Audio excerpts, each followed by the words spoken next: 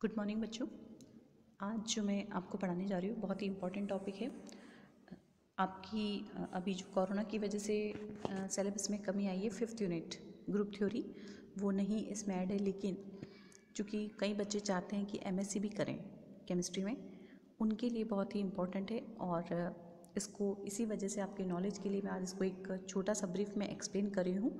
Basic topic that is symmetry elements and symmetry operation.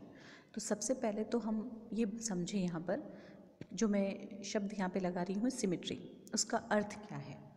बच्चों, एक सामान्य भाषा में अगर मैं आपको समझाऊँ, सममिति प्रकृति में अगर हम देखें तो खूबसूरती से इसका अर्थ है। कभी भी आपने देखा होगा, हम जब अपना अरेंजमेंट करते हैं, फॉर एग्ज़ाम्पल हम अपने रूम को व्यवस्थित करते हैं, ठीक है, तो उसमें भी हम हर चीज़ अगर हम अपनी सही जगह पर रख रहे हैं तो उस कमरे की, रूम की एक ब्यूटीनेस बढ़ जाती है। व्यवस्थित है हर चीज़ अपनी अपनी जगह पर। तो सिमेट्री का एक सिंपल जो मीनिंग है वो ये है कि वो एक वेल अरेंज्ड हो, पीरियोडिसिटी ठीक हो, उसमें खूबसूरती हो। और ये सारी सिमेट्री हमें नेचर में भी दिखने को मिलती है, जो मैं आपको अभी एग्जाम्पल में इसमें स्लाइड्स में बताऊंगी। तो symmetry is when a shape looks identical to its original shape after being flipped और टर्न्ड। नेचर में भी हम कह सकते हैं कि प्रकृति भी सममिति को पसंद करती है। कैसे, अभी एग्जाम्पल में हम देखते हैं यहाँ पर। और सिमेट्री को हम कह सकते हैं कि किसके साथ एसोसिएट होगी? Beauty, regularity, periodicity, harmonicity and systemization. हम सब जैसे साइंस के स्टूडेंट हैं, और चूँकि साइंस के ना भी हों तो भी लोअर क्लास में भी हम पढ़ते आ रहे हैं मैथ्स में।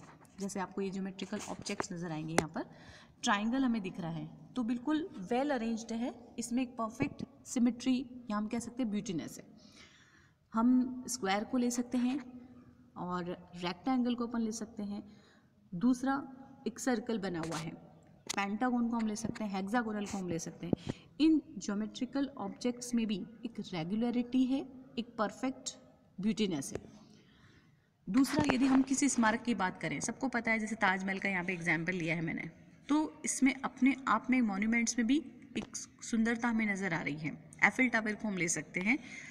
दूसरा हम ले रहे हैं यहाँ पर जैसे नैनो पार्टिकल, कितने सुंदर तरीके से अरेंज्ड हैं ये। अगर मैं आप इसको जूम करके देखोगे आप तो आपको ये क्लियर नज़र आएगा।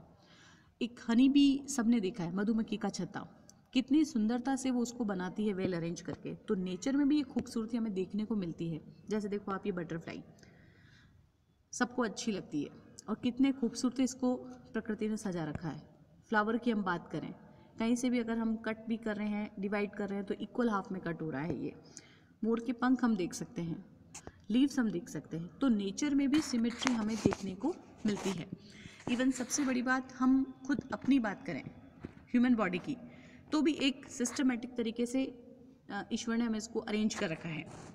अ flower crystal or a molecule is said to have a symmetry if it has two or more orientation in the space that are indistinguishable। अब ये शब्द आया है indistinguishable, का मतलब क्या है? यानी दो ऐसे ऑब्जेक्ट हो गए हैं जिसे हम अलग नहीं कर सकते हैं, दैट इज़ कॉल्ड indistinguishable। ये शब्द बार बार यहाँ पर आएगा, दो शब्दों को हमको अच्छे से समझना है। indistinguishable और identical, दोनों का अर्थ अलग है। कैसे, अभी एग्जाम्पल में आपको बताऊंगी मैं।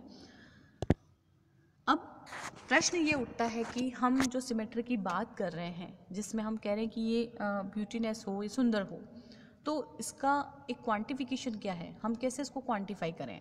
तो इसका सीधा सा आंसर आता है, सममिति तत्वों और सममिति क्रियाओं के द्वारा हम इसको क्वांटिफाई कर सकते हैं। That is symmetry element and operations.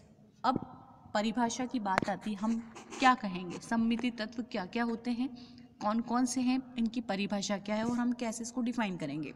तो सबसे पहले हम देखते हैं symmetry elements are geometrical entity such as a plane and axis, जिसे हम रोटेशन भी कह सकते हैं, centre etcetera, through which a symmetry operation can be performed. तो सममिति तत्व कोई एक तल हो सकता है, किसी अक्ष के चारों ओर घूर्णन क्रिया हो सकती है, कोई सेंटर ऑफ इन्वर्जन हो सकता है जिसके सापेक्ष हम क्रियाएं करते हैं और इन क्रियाओं को हम सममिति क्रियाएं कहते हैं।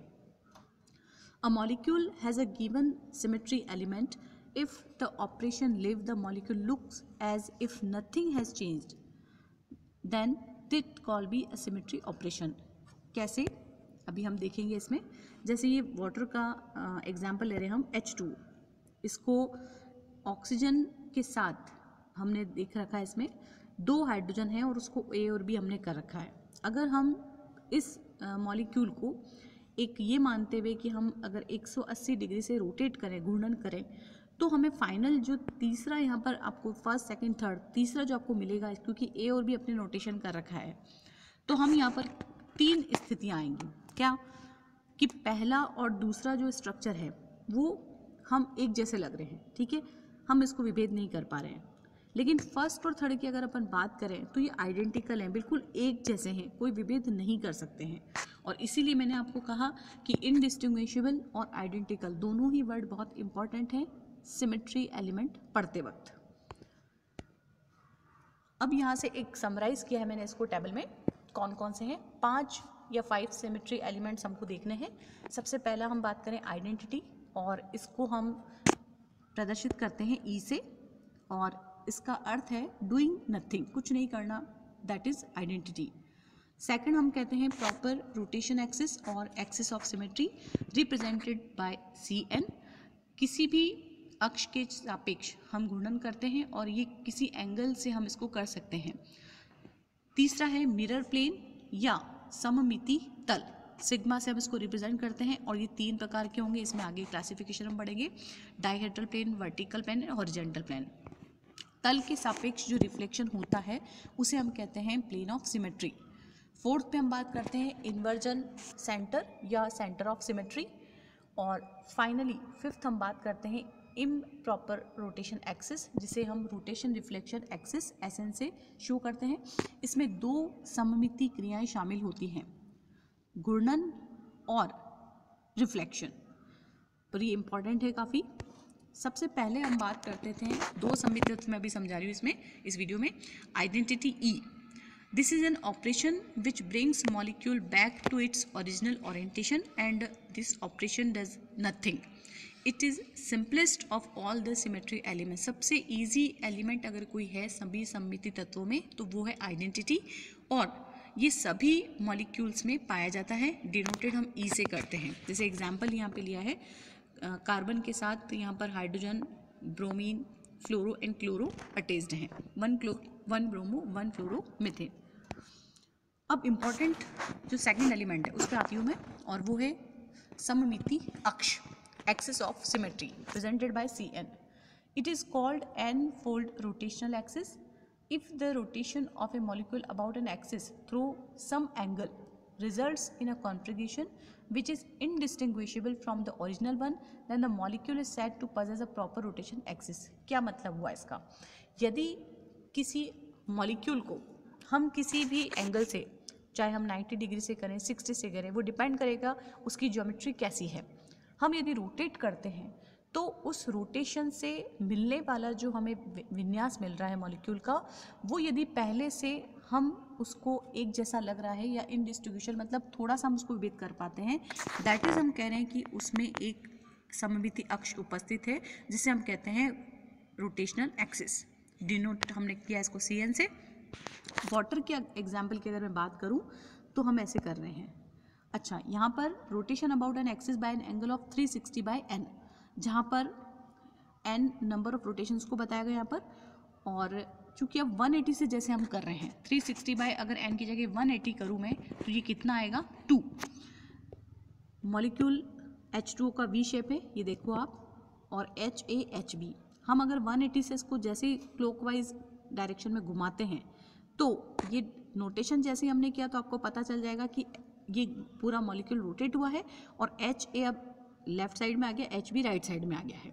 तो ये ऑपरेशन कौन सा हुआ है इसमें? रोटेशन, और हमने 180 डिग्री से इसको रोटेट कराया है। इसी तरह से अमोनिया की हम बात करें, NH3 में ये देखो आप, ऑरेंज कलर से डिनोट हो रहा है ये नाइट्रोजन, और बाकी के जो 3 आपको ग्रीन दिख रहे हैं ये हाइड्रोजन को, एटम को शो कर रहे हैं। C3 प्लस का मतलब क्या हुआ? C3 का मतलब ये है कि 120 डिग्री कैसे आएगा? अभी जैसे अपन ने फॉर्मूला देखा था, है ना, 360/n। तो यहाँ पर जब हम 120 से करते हैं तो डिवाइड जब आप करोगे तो वैल्यू कितनी आएगी? 3। तो C3 का मतलब हुआ कि 120 डिग्री से हम इसको रोटेट कर रहे हैं, और प्लस का मतलब ये कि हम इसको क्लॉकवाइज डायरेक्शन में रोटेट कर रहे हैं।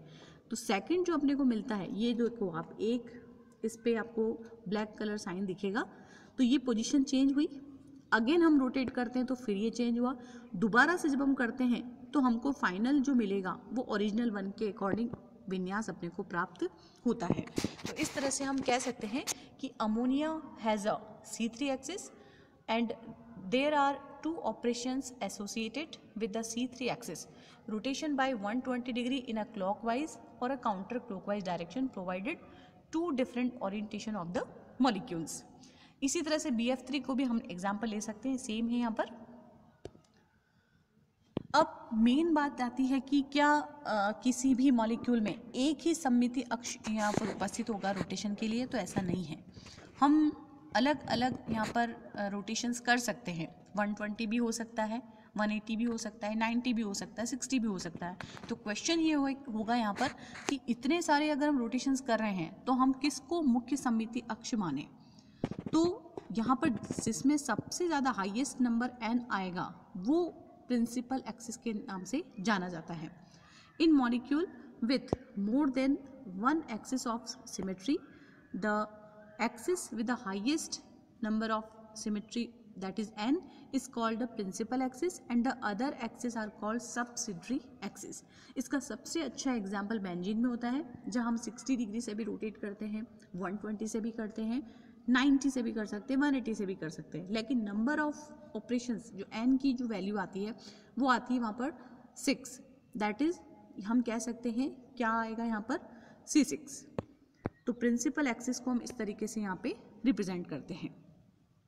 एक टेबल में हम देख सकते हैं कि प्रॉपर रोटेशन एक्सिस को किस तरह से सिंबलाइज किया गया है और इसका ऑर्डर ऑफ रोटेशन क्या होगा और एंगल क्या होगा। जैसे C2 की हम बात करें तो ऑर्डर ऑफ रोटेशन एक्सिस हुआ 2 और C2 का मतलब ये है कि यहाँ एंगल कितना आ जाएगा?